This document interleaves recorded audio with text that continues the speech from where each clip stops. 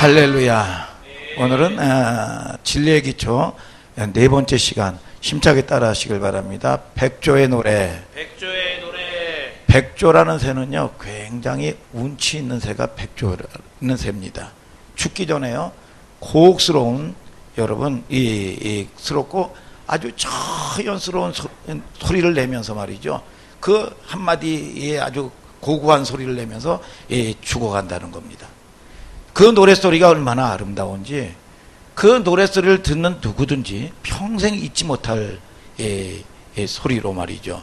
여러분 기억에 남는 거예요. 모든 사람들이 너무나 아름답기 때문에 오늘 말씀은 백조의 노래처럼 오늘 본문은 사도 바울의 마지막 유언과 같은 말씀입니다.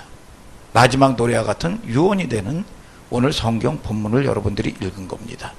오늘 본문은 사도 바울이 사실상 유언에 해당하는 말씀인데 로마 감옥에 두 번째 갇혔을 때 노구를 이끌고 이제 내가 이 땅을 마감할 시간이 됐구나 직감하면서 대필해서 쓰게 되는 유언이 된 글입니다. 한번 6절을 한번 다 같이 한번 읽어볼까요? 6절 시작. 관제와 같이 벌써 내가 부음이 되고 나의 떠날 기약이 가까웠도다. 구약의 이제 제사 종류를 얘기해야 되는데 관제라는 게 이제 제사에 관한 이야기예요. 제사의 종류를 얘기하는데 일반 제사가 아닌 희생 제사입니다. 희생 제사. 희생 제사는 일반 제사와 여러분 어떤 게 다를까요? 반드시 제물이 드려지는 제사가 희생 제사입니다. 관제와 같이. 그러니까 제물이 드려졌다는 건 죽어서 이 동물의 이 고기가 이 제단에 드려진 것과 같은 거죠. 이게 희생 제사죠. 반드시 제물이 드려지는 제사가 이 관제 제사예요. 바울은 왜 마지막 글이 될 이 참 애틋한 내용에 여러분 이 관제와 같이 자기의 삶을 이 관제와 같이 지난 삶을 비유했느냐 이겁니다. 여기에는 분명한 의도가 있죠. 먼저 제사가 뭔지 알아야 됩니다. 제사가 형성되려면 세 가지 조건이 있어야 돼요. 첫 번째는 뭐가 있어야 되느냐? 제물이 있어야 됩니다. 두 번째는 뭐가 있어야 됩니까? 여러분 제사에 예식이 있어야 돼요. 그리고 제사를 세 번째는 뭐냐? 집도하는 제사장이 있어야 되는 겁니다. 제사장이. 세 가지 조건이 있습니다. 세 가지의 공통점이 뭔가요? 세 가지 공통점이 뭐예요? 얘기 좀 해보셔요. 제자입니까? 제물이에요? 예?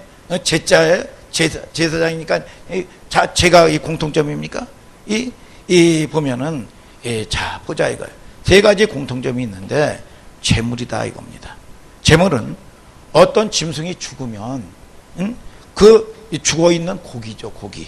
고기인데 죽은 고기 덩어리일 뿐인데 근데 이것이 제단에 드려질 때 제물이 되는 겁니다. 이 고기가 이타적이 될 때, 즉 남을 위해서 이타적으로 될 때 이게 제물이 되는 거죠. 근데 이 고기가 자기를 위하여 있을 때는 그냥 고기 덩어리예요. 그런데 이 고기가 이타적, 남을 섬기고 남을 배려하고 사랑하고 여러분 그런 이 고기가 됐을 때 이타적이 될 때 이게 제물이 된다 이거죠. 이게 누군가를 위하여 드려지고 쓰여지고 이타적이 될 때 뭐가 된다고 그랬죠? 제물이 된다 이거야. 반응 좀 있게 되길 바랍니다. 여러분 또 제사행위 그 자체가 누구를 위하여 의식행위라고 했죠.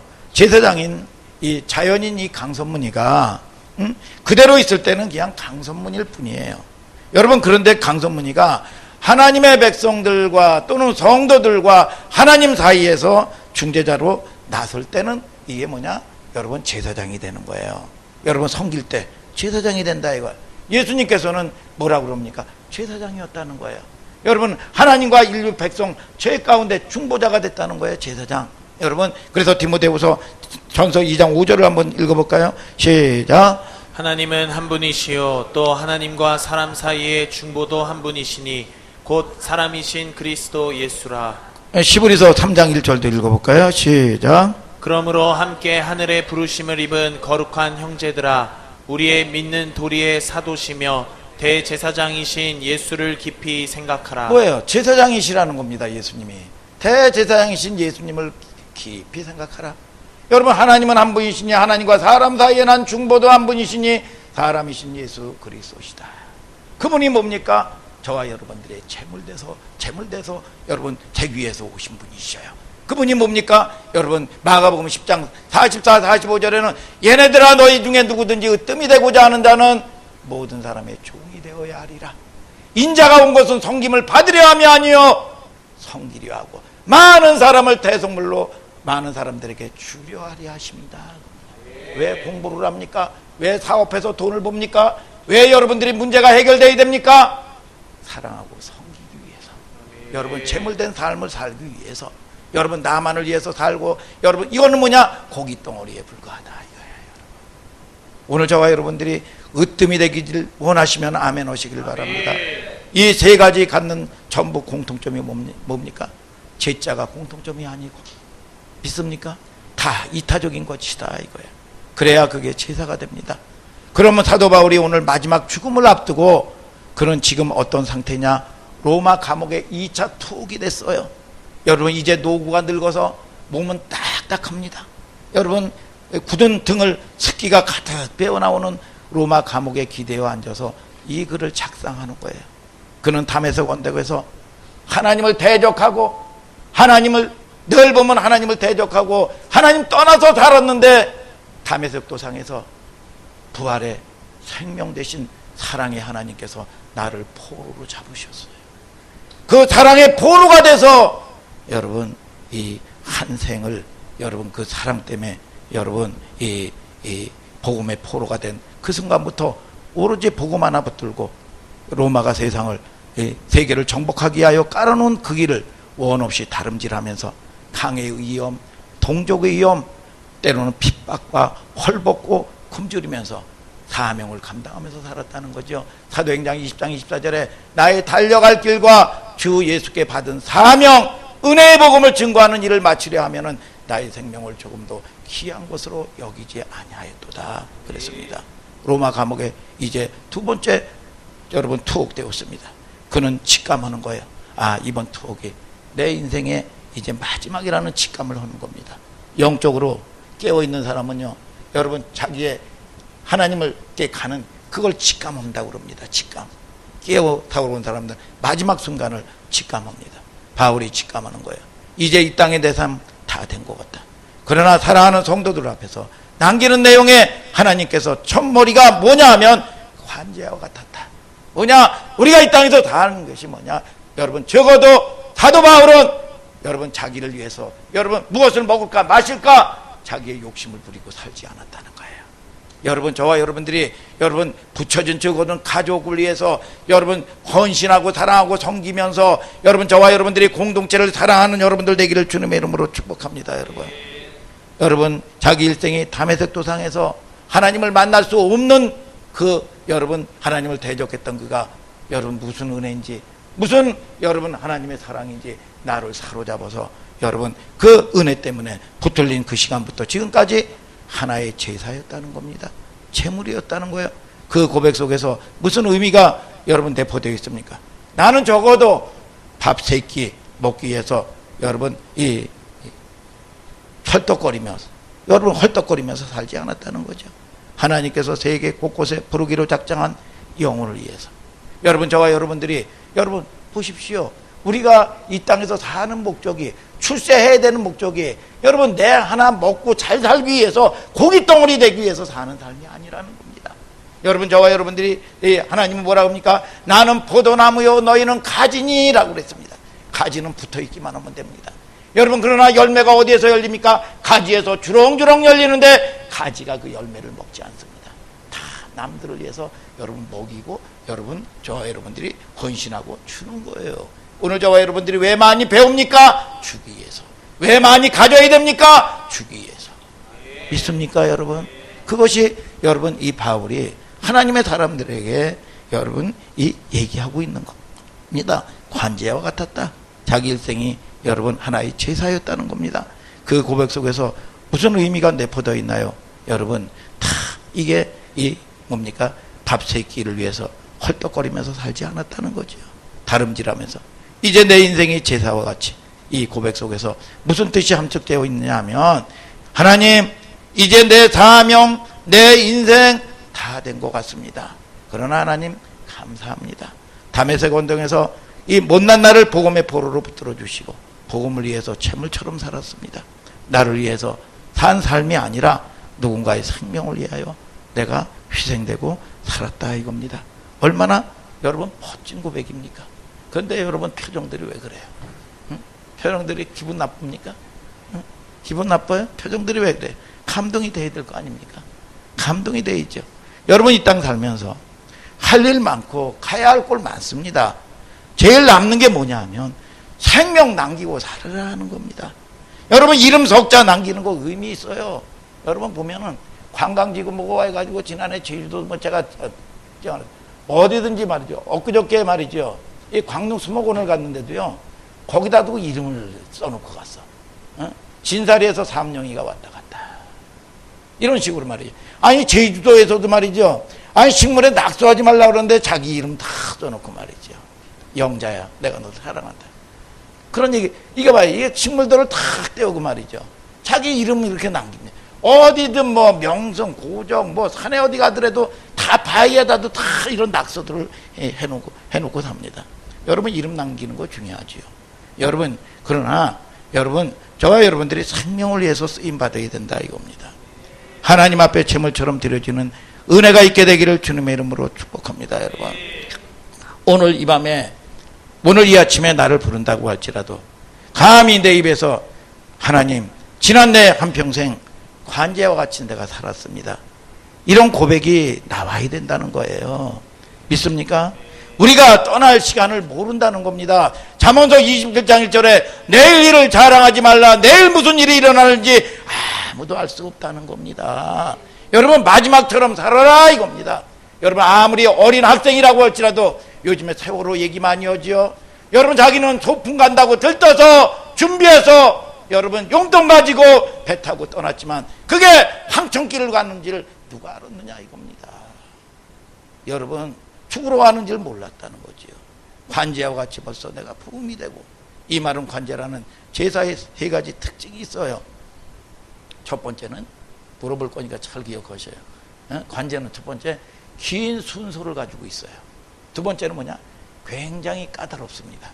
여러분 반드시 셋째는 뭐냐? 희생제물이에요. 한번 얘기해 보세요. 여러분 아무리 긴 순서를 가진 제사라고 할지라도 끝나는 시간이 있을까요? 없을까요? 있었죠? 여러분 오잖아요. 끝나는 시간이. 언제 끝이 날까요? 그 제사가. 끝날 순서가 되면 그 제사는 그 예배는 제사장이 말이죠. 큰 주전자에다가 포도주 있죠. 포도주를 가득 가지고 이 뒤에서부터 쫙 옵니다. 얻다가 여러분 이 주전자 같은 데다가 포도주를 잔뜩 담아와요. 쭉 와서 앞에 뭐가 놓여져 있을까요? 뭐가 놓여져 있을까요? 이 포도주 이 주전자에 가득 차가지고 이제 부으는데 앞에 뭐가 놓여져 있을까요? 김수경 집사님 뭐가 놓여져 있겠어요? 예? 뭐? 김영석 집사님 뭐가 놓여져 있겠어요? 아니 어떻게 잔을 생각해? 딴 생각하는 거 아니에요? 아니 어떻게 뭐 집사가 집을 사야지 주사를 담으면 어떻게 오겠어요? 여러분 재물이지. 재물에다가 이걸 딱 부으면은 그 제사는 끝이 나는 시간이에요. 그 제사가 여러분 재물 위에다가 부은다 이거야. 부으면 이 제사가 끝나는 시간입니다. 여기 사도 바울이 관제와 같이 내가 벌써 부어지고 그걸 뭘 의미하는 걸까? 끝나는 시간이죠. 이제 내 인생이 끝나는 시간이 다가오고 있다는 겁니다. 이걸 직감하는 겁니다. 영적으로 아까 뭐라 그랬어요? 영적으로 깨어있는 사람은 하나님께 집중되어 있는 사람은 자기의 마지막 시간을 알 수 있다 이겁니다. 여러분 창세기 여러분 7장 4절에도 늘 하나님은 그냥 이러시는 법이 없어요. 가르쳐준다 이겁니다. 한번 창세기 7장 4절 노아에게 여러분 가르쳐주신 게 뭡니까? 시작. 지금부터 7일이면 내가 40주야를 땅에 비를 내려 나의 지은 모든 생물을 지면에서 쓸어버리리라. 뭐라고 얘기합니까? 여러분 7일 후면 여러분 심판을 하겠다는 겁니다. 이걸 다 보여주는 거예요. 아모스 3장 7절은 뭐라고 합니까? 주 여호와께서는 자기 선지자들에게 보이지 아니하고는 결코 행하지 아니하신다 그랬습니다. 창세기 18장 17절에 아브라함에게 내가 여호와께서 말씀하시기를 아브라함에게 나의 하는 일을 숨기겠느냐 그랬습니다. 자기 선지자에게 다 여러분 이 얘기한다는 거예요. 여러분, 저와 여러분들이 여러분 다시 오실 주님도요 도적처럼 오지 않는다는 겁니다. 여러분들이 깨어있지 않냐면 도적처럼 오면 큰일 난다는 겁니다. 데살로니가전서 5장 1절부터 한번 읽어볼까요? 시작. 형제들아, 때와 시기에 관하여는 너희에게 쓸 것이 없음은 주의 날이 밤에 도적같이 이를 줄을 너희 자신이 자세히 알미라. 저희가 평안하다 안전하다 할 그때에 잉태된 여자에게 해산 고통이 이름과 같이 멸망이 호련히 저희에게 이르리니 결단코 피하지 못하리라. 형제들아, 너희는 어두움에 있지 아니하매 그날이 도적같이 너희에게 임하지 못하리니 너희는 다 빛의 아들이요 낮의 아들이라. 우리가 밤이나 어두움에 속하지 아니하나니 그러므로 우리는 다른 이들과 같이 자지 말고 오직 깨어 근신할지라. 뭐라 그럽니까? 여러분, 자지 말고 깨어 근신해라. 하나님께서는 도적처럼 오지 않는다는 겁니다. 오늘 저와 여러분들이 준비하는 여러분들 되기를 주님의 이름으로 축복합니다. 어두운 자는 도적처럼 온다는 겁니다. 도적처럼. 오늘 저와 여러분들이 깨어서 근신하는 여러분들 되기를 주 예수 그리스도의 이름으로 축원합니다. 여러분, 관제와 같이 내가 부어지고 내가 떠날 기약이 가까웠다. 하나님이 가르쳐 주시죠. 여기 바울이 표현한 중에 멋진 표현이 있어요. 무슨 말이냐? 떠날 시간이 가까웠다. 바울은 본문에서 임박한 죽음을 예고하는 거 아닙니까? 근데 그 죽음이 죽으면 어떡하지? 공포, 두려움으로 오지 않는다는 겁니다. 여러분, 뭐예요? 여러분, 그런 단어를 쓰지 않냐고? 떠날, 이 표현을 썼습니다. 이 표현은 뜻밖의 죽음을 말하는 표현이 아닙니다. 군대에서 얘기하는 표현이에요. 이 당시는 로마가 어떤 때냐면 전 세계를 제패하기 위해서 제국주의 철권의 힘으로 말이죠. 발국부의 여러분 힘으로 여러분 잘 닦인 길로 세계를 진출하던 때지요. 토목공사, 도로공사가 굉장히 발달했습니다. 그래서 수송로, 여러분 보급로가 잘 닦여져 있죠. 그래서 모든 길은 로마로 통한다. 여러분, 그런 얘기가 있는 겁니다. 로마는 언제나 전쟁과 함께 살았던 때예요. 이 로마 남자들이 1년에 6개월 이상은 집을 떠나서 삽니다. 오늘 웃고 지내다가 이 친구가 안 들어오면 벌써 죽은 겁니다. 여러분, 죽음이 여러분 상황 가운데 있었어요. 늘 사고 속에 죽음과 삶이 먼 거리가 아닙니다. 오늘 막사에서 같이 잠을 자고 전쟁 나간 동료가 안 보이는 일들이 허다합니다. 여러분, 이 6개월 이상 부모를 떠나고, 여러분, 이들은 잘 지어진 집에서 생활한 게 아니라 전쟁터에서는 어디서 생활합니까? 막사에서 생활하죠. 막사. 여러분, 우리 이종상 집사님 그 군대 갔다 왔습니까? 막사에 군대 나왔어요? 누가 이게 김영석 집사님 막사합니까? 이게 뭐 이게 보직이 뭐냐 이거에 보직이. 군대 생활하는 사람들은 다 압니다. 막사. 보면 우리가 그 막사 생활을 하다 보면 참 보면은 말이죠. 예전에 우리가 군대 생활할 때는요. 지금은 뭐 이 독수리 훈련 뭐 그런 얘기 하죠. 그 전에는 한국과 미국이 훈련하는 팀 스프리트 훈련이라고 있습니다. 그때만 되면 부대에서 나갑니다. 평야 임시 막사 이 생활을 해요. 군대뿐만 아니라 뭐 캠핑 가면 여러분들이 어디서 잡니까? 텐트에서 자죠. 텐트에서 자면 굉장히 낭망스럽지 않습니까? 김은희 집사님, 텐트에서 자면 낭망스럽죠. 낭망스러워요. 도심에서 보지 못하는. 저는 강원도 인제에서 근무했습니다. 그런데요, 보면 까만 비로도에다가 말이죠. 여러분, 이 보석을 쫙 뿌려놓은 것처럼 별무리가 반짝반짝 요 앞에 있는 것 같아요. 비로도에가 쫙 뿌려놓은 것 같습니다. 그러면 여기저기서 이름을 알 수 없는 풀벌레 소리가 들리고 여기저기서 말이죠. 반딧불이 반짝반짝합니다. 그리고 이 풀벌레 소리 호롱불이 켜지고 말이죠. 옆에서는 이 하모니카 소리를 누가 하모니카를 봅니다. 나의 살던 고향은. 여러분, 그러면 이 모포에서 잠자던 1등병 2등병들은 나하고 1년 2년 차이뿐이 안 되는데 애기들 같습니다. 여러분, 이 모포 뒤집어 쓰고 엄마를 찾고 우는 애들도 있었어요. 근데 그거를 우리가 일주일 정도는 낭망스럽습니다.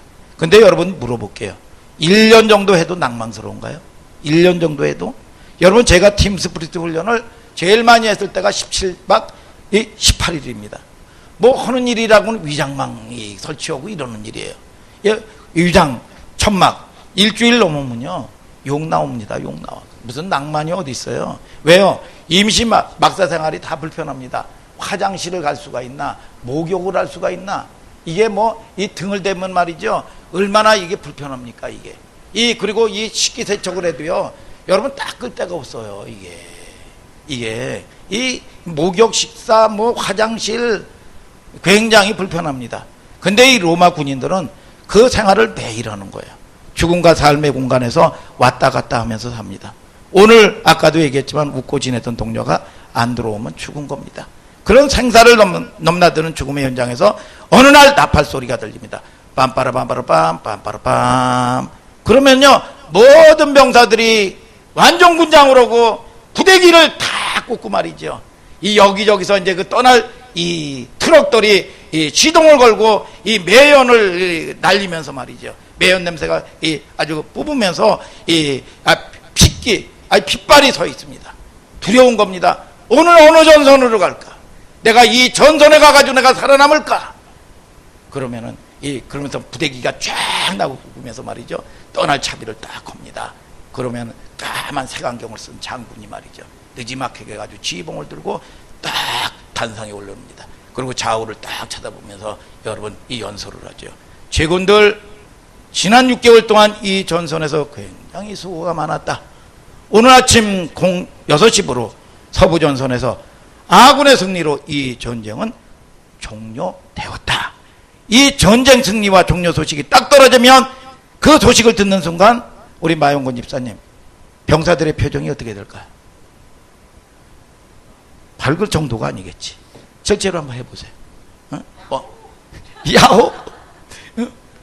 그 정도가 아니죠. 여러분 군대를 제대로 안 가봤다는 게 문제예요. 동방불패, 동네방위는 불쌍해서 패지도 않는다. 우리 그 김영석 지사님 어떻게 했을 것 같아요? 한번 해보셔요. 어떻게 했을 거예요? 우리 김영석 지사님 군대를 갔다 왔지. 정경으로 갔다 왔는데 뭐 대모대를 제압하려고 온 것도 아니라 저 제주도에서 이 교도소에서 닭을 키웠대요. 닭을 키워가지고 이제 닭장사 잡아서 닭장사 하잖아. 안 갔다 왔다는데 이게 문제죠. 이게 여러분 그 정도가 아니죠. 여러분 철모가 날아가고요, 울음 터지고요, 동료들까지 서로 부둥키고요, 살아왔다 통곡하고요. 여러분 난리가 나오죠. 기약 없는 전쟁 끝날 날이 있구나. 그리고 이제 어떻게 상상해 보세요. 임시로 묶은 있는 막사가 가지고 뭐 할 거예요? 김은희 집사님 뭐 할 거예요? 임시로 묶고 있던 막사에 가서 뭐 오겠어요? 침 싼다고요? 침만 싸면 어떻게 해? 정착을 해야지. 그게 아니에요, 여러분. 이 텐트가 쳐져 있는데 이 세울 때 말이죠. 뿔대를 세워가지고 줄을 팽팽히 당기죠. 이 줄을 묶어서 그리고 팩을 역방향으로 딱 감아가지고 탕탕 박습니다. 그때 당기는 힘 때문에 텐트가 팽팽히 유지가 되고 공간 확보가 되는 거예요. 이 안에서 생사를 넘나들며 기약 없는 시간을 보낸 겁니다. 그런데 이 전쟁이 종료되고 전쟁 승리가 짐 싸우기 전에 먼저 하는 게 뭐냐? 텐트를 헐어야 되는데 텐트를 헐어야 짐이 옳게 쌓여집니다. 근데 텐트를 발로 팍 차고 아무렇게나 전쟁 끝났다고 합니까? 그런 게 아니죠. 이 텐트를 팽팽히 당겼던 이 텐트를 줄을 탁 풉니다. 풀면 텐트가 말이죠 와르르 무너집니다. 순식간에. 그래서 짐이 옳게 쌓여지는 거예요. 그래서 여기서 떠나리라는 뜻은 아날로세우스, 이 헬라 단어는 텐트에 묶인 줄을 탁 푼다 이 말입니다. 풀면 짐이 싸져요. 그런데 여러분들에게 물어볼게요. 병사들이 텐트에 줄을 풀 때 그 줄을 푸는 마음이 어떨까요? 어떻겠어요? 그 줄을 푸는 마음이. 여러분 이종상 집사님 어떻게 했어요? 줄을 푸는 마음이. 여러분 이 어떤 느낌이겠습니까? 마치 소풍을 앞둔 소년의 심정처럼 말이죠. 여러분 이 텐트가 무너지고 짐이 싸지면 나는 어디로 가느냐? 집으로 간다. 우리 어머니 아버지가 행여나 오늘 올까 내일 올까 이 자식이 살아서 올까 기다리는 부모님이 기다리는 집으로 간다. 집으로 가자, 집으로 가자. 여러분 그런 찬송이 있어요. 여러분 오늘도 어머니 계시는 고향집으로 가는 심정으로 이게 꿈이냐 생시냐. 이 날이 올 줄, 이 날이 결국은 왔구나. 이 짐을 풀겠죠. 네, 그 감격과 설렘이라는 것은 그 전쟁을 겪어내고 살아남은 자만이 느낄 수 있는 여러분 감격이다 이겁니다. 그런데 사도 바울이 떠나리라는 얘기가 뭐냐? 이 땅에서 승리한 자만이 여러분 누릴 수가 있는 거예요. 오늘 저와 여러분들이 승리하는 여러분들 되기를 주님의 이름으로 축복합니다. 이 단어를 떠날 아날리오시우스, 이 단어는 놀랍게도 사도 바울이 자기 앞에 다가오는 죽음을 이제 큰일 났다, 끝장이다, 내 새끼 누가 책임지느냐, 이거 어떡할까 저거할까 두려운 마음이 아니었다는 거죠. 여러분 여기서 여러분 뭡니까? 언제 나는 이제 어디로 간다? 집으로 간다. 이 고단한 복음의 여정을 끝내고 내 아버지가 기다리는 집으로 간다. 아멘 하시길 바랍니다. 이 설레는 마음으로 죽음을 이렇게 이해했습니다. 우리 그리스도인들은 적어도 죽음의 이해라는 관점을 가지고 살아야 된다는 겁니다. 그래서 오늘 저와 여러분들이 사는 게 뭐냐? 안식 훈련하면서 더 큰 안식으로 가라 이겁니다. 여러분들이 오늘 저와 여러분들을 통해서 여러분 내가 책임지고 내가 하고 여러분 두려움이 오고 염려가 오고 고통이 오는 겁니다. 오늘 하나님하고의 관계가 여러분 죽을 준비한 자가 여러분 살 준비하는 걸 믿으시면 아멘 하시길 바랍니다. 반드시 끝날 날이 있다, 심판받을 날이 있다는 거예요. 여러분 우리는 그리스도인들은 적어도 죽음의 이해를 바른 관점을 가지고 살아야 됩니다. 살면 살아서 할 일이 있고 죽으면 죽어서 갈 곳이 있는 사람들이에요. 여러분 우리 그리스도인은 그래서 사도 바울이 떠나다, 그거는 이 세상과 이별한다, 슬픔이 아닙니다. 반드시 아무리 긴 제사라고 할지라도 끝날 날이 있다 이거예요. 끝날 날이. 설레는 마음으로 아버지 집 길 떠났던 나그네 길, 설렘을 얘기하는 겁니다. 6절 끝에 한번 읽어볼까? 6절 끝에 시작. 나의 떠날 기약이 가까웠도다. 뭐예요? 떠날 기약이 가까웠도다. 무심히 쓴 게 아니죠. 가까이 왔다. 나는 언제나 마지막 시간을 내 앞에 두고 살았다는 거죠. 그 말은 무슨 뜻입니까? 나는 오늘 내 인생의 마지막처럼 살았다. 이게 바울의 전 인생의 관제와 같이 달려갈 수 있는 생의 비밀입니다. 여러분 저와 여러분들이 이런 치열한 험난한 인생을 어떻게 하면 우리가 이 땅에서 승리하면서 살 수 있느냐? 마지막처럼 살아야 돼. 마지막이라면 짠하지요. 여러분 사랑하고 살아야 되겠죠. 용서하고 살아야 되겠죠. 여러분 마지막 시간이라면, 마지막 이 예배가 마지막이라면 여러분 어떻게 살겠느냐 이겁니다. 이게 종말론적 삶이라 이거예요. 그리스도인들의 기초가 이런 기초가 되어야 된다는 겁니다. 여러분 저와 여러분들이, 제가 질문해 볼게요. 성경의 죽음을 맞지 않고 여러분 이 부름받은 두 사람이 있는데 누구예요? 김원희 집사님 누구예요? 예? 에녹하고 누구예요? 에녹하고 엘리야지요. 여러분 이 성경에 죽음을 보지 않냐고 직접 하나님의 부른 사람이 누군지 에녹 엘리야다 이겁니다. 첫 번째 에녹입니다. 에녹은 이 땅에 몇 년 살았습니까? 마영곤 집사님 몇 년 살았어요? 말 좀 해보셔요. 알면 안다, 모르면 모른다. 365년을 이 땅에서 살았습니다. 나간 김에 더 나가 봅시다. 하나님과 동행을 몇 년 했습니까? 300년 동행했다는 거예요. 여러분 성경에 동행한 시간을 구분해 놨습니다. 300년 잘 보십시오. 이 땅에 머문 시간이 365세인데 에녹은 몇 살 때 중대한 변화가 왔습니까? 65세. 아니 65세에 에녹이 부도가 났습니까? 암병이 걸렸습니까? 자식이 죽었습니까? 가정이 깨졌습니까? 무슨 상황 얘기를 하지 않습니다. 여러분 저와 여러분들이 에녹의 아들 65세에 누굴 낳았어? 무두셀라를 낳습니다. 그 뜻이 무엇인지 아세요? 이 자식이 자식어서 미안해요. 이 자식이 죽으면 심판이 온다. 창을 든 남자라는 뜻이에요. 여러분 어느 아버지가 정신 안 날 아비가 어디 있겠습니까? 우리는 내일 일 알아요? 몰라요? 내일 일은 난 몰라요. 어떤 일이 벌어질는지 몰라. 에녹은 62세까지는 그냥 자연인으로 여러분 이 시간 개념이 헤맵니다. 1000년을 살아도 자연인으로 사는 건 아무 의미가 없는 거예요. 여러분 65세에 여러분 에녹은 남들처럼 세상 욕심 부리고 여러분 이 자기가 원하는 대로 그냥 육적으로 살았습니다. 그런데 여러분 이 65세에 무두셀라가 여러분 이 태어난 거예요. 세상 가치관으로 살았습니다. 그런데 에녹이라는 이름은 그렇게 살면 안 되는 이름이에요. 그 이름은 에노코, 히브리 말로 기우수하다, 가르치다, 구별된 존재다 이거야.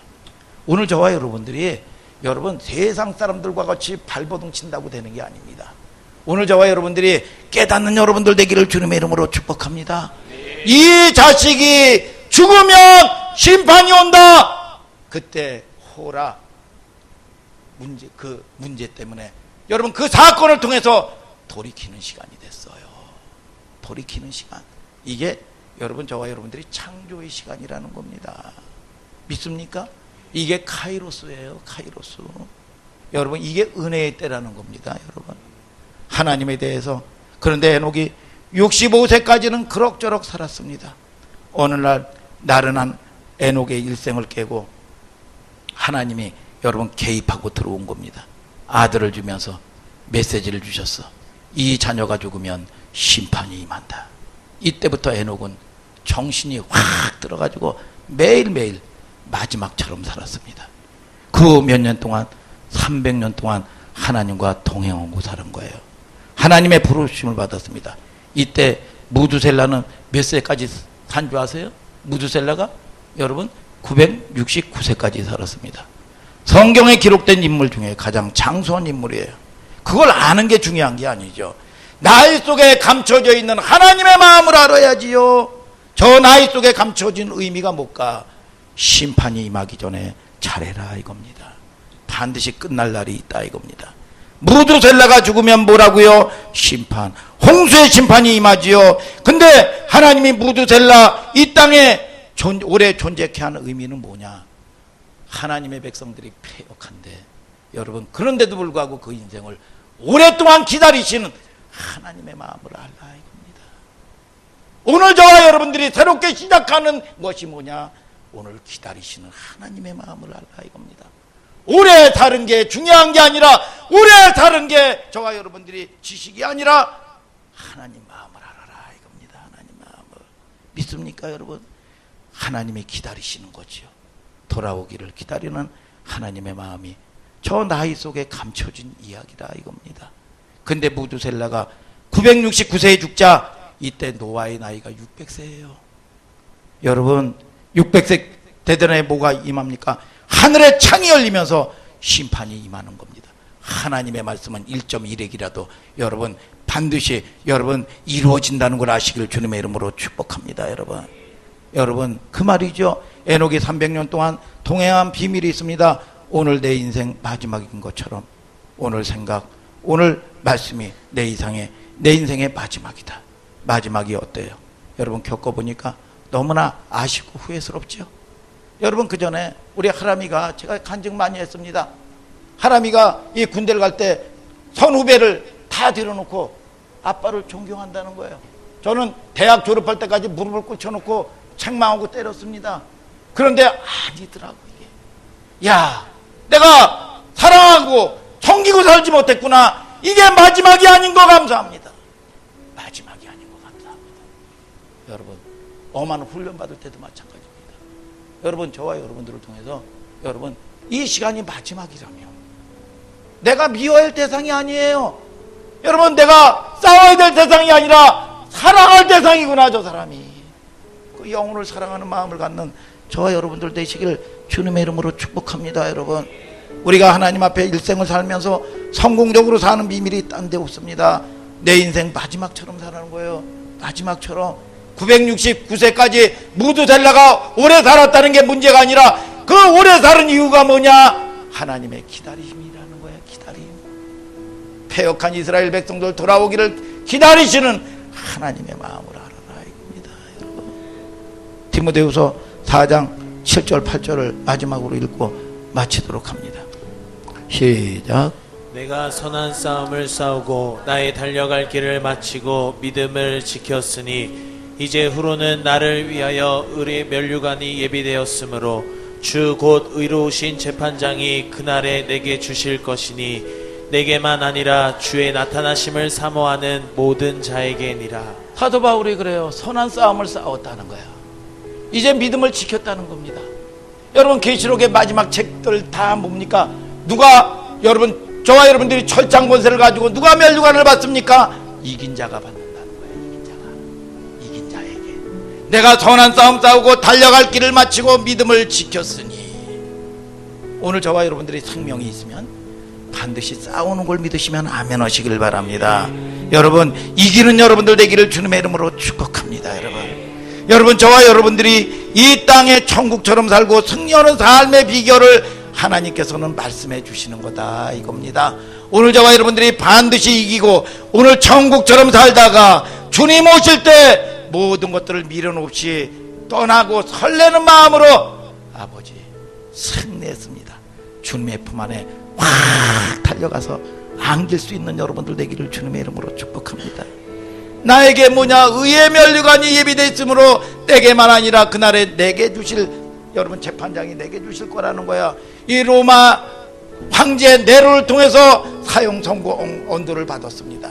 그런데 이 땅의 모든 크고 적은 모든 문제들이 심판이 끝이 아니다. 나는 이 땅의 것이 끝이 아니다.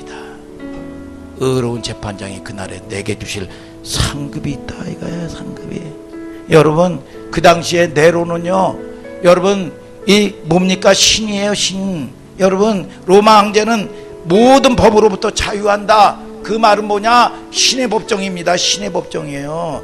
여러분, 사형 언도가 내려졌습니다. 집행만 남겨놓은 겁니다. 그러나 여러분, 이 고백한 것이 뭐냐? 최종 재판이 아니라 긍극적인 승리는 내게 있다, 이거야. 그러니까 여러분들이 어떤 크고 적은 문제에 여러분, 저와 여러분들이 붙들리지 않는 여러분들 되기를 주님의 이름으로 축복합니다. 여러분, 오늘 여러분 모든 눈물을 보시고 여러분의 모든 생사화복을 주관하시는 하나님이 나의 아버지인 걸 믿으시면 아멘 하시길 바랍니다. 오늘 저와 여러분들이 모든 것들을 인도하시는 주인 되시는 하나님을 찬양하는 여러분들 되기를 주님의 이름으로 축복합니다. 여러분, 늘 하나님은 말씀하십니다. 선지자를 통해서 말씀하시고 자연을 통해서도 말씀하시고 말씀을 통해서도 말씀하시는 하나님의 음성을 듣게 하여 주시옵소서. 오늘 하나님 아버지여, 오늘 이 시간이 아버지여 카이로스, 아버지여 헤매가 아니라 호라 창조의 시간 되게 하여 주시옵소서. 아버지 하나님, 아버지여 에녹이 65세 때 자연인처럼 살았지만 하나님이 개입하면서 아버지 하나님, 아버지여 이제 호라 그 사건을 통해서 하나님께 돌이키는 창조의 시간, 아버지여 카이로스 레마, 아버지 하나님, 아버지여 오늘 이 시간이 하나님 만나는 절대적인 시간인 거 아버지여 주님 깨닫게 하여 주시옵소서. 주님을 찬양합니다. 다 같이 일어나서 찬양합시다.